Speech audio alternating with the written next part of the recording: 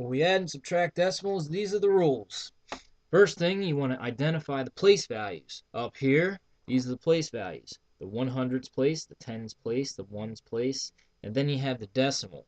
You could have the thousandths and 10,000ths all the way out here, but I don't have that written out. To the right of the decimal, you have the tenths place, where the TH's come in, the hundredths place, the thousandths place, 10,000ths place, 100,000ths place, and then so on. After you identify the place values, line them up vertically. Line the tenths with the tenths, the ones with the ones, the hundredths with the hundredths, and then so on. Line the decimal up with the other decimal. After that, you add and or subtract. Borrow from the left if necessary. Also remember the rules for integers because the same rules apply. 43.8 or 43 8/10 plus 31 1/10. I'm going to write the 43.8 up first. It doesn't really matter which one you put up since we're adding. And 31 1/10 down below. Notice I lined up the tenths place with the tenths place. The decimals are lined up. The ones are lined up with the ones, and the tens are lined up with the tens. 8 minus 1 is 7. I'm sorry, we're adding. 8 plus 1 is 9. 3 plus 1 is 4.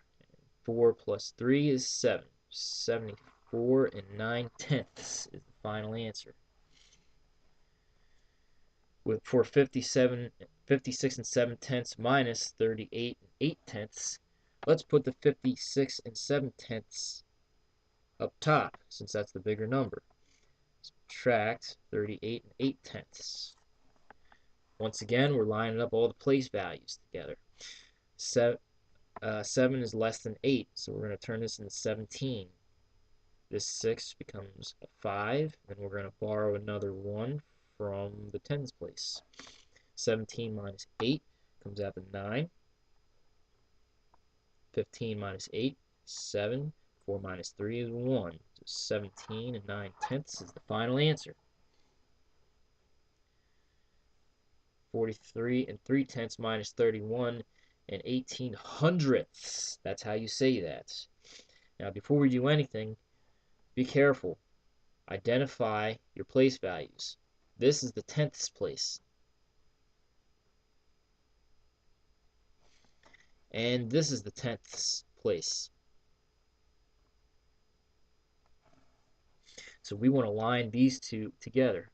Let's put 48 3/10 up top, since it's bigger, minus, we'll put the 1 here, since these are the tenths place, put the decimals, line them up, put the 8 here, and then the 31 here.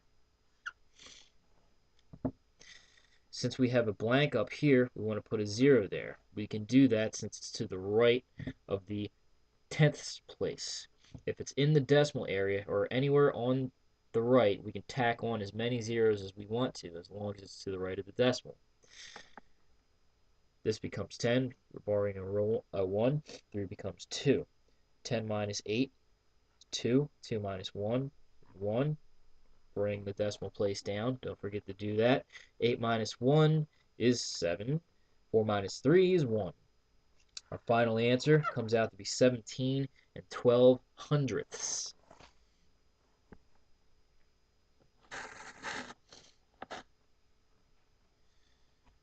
19 9/10 minus 37 8/10. In this case, we're going to put the 37 8/10 up top. Different signs, and take the difference of the numbers. 37.8. If you need to review your rules for integers, you can go ahead and do that. Look at another video or look it up online. So 18 minus 9 comes out to 9. Bring this decimal down here. Borrow from the 7. It becomes a 6. Now we need to borrow from the tens place. 16 minus 9 is going to come out to 7. 2 minus 1 is 1. 17 9/10. Oh, let's not forget, we're subtracting by the bigger number. So the answer is going to be negative.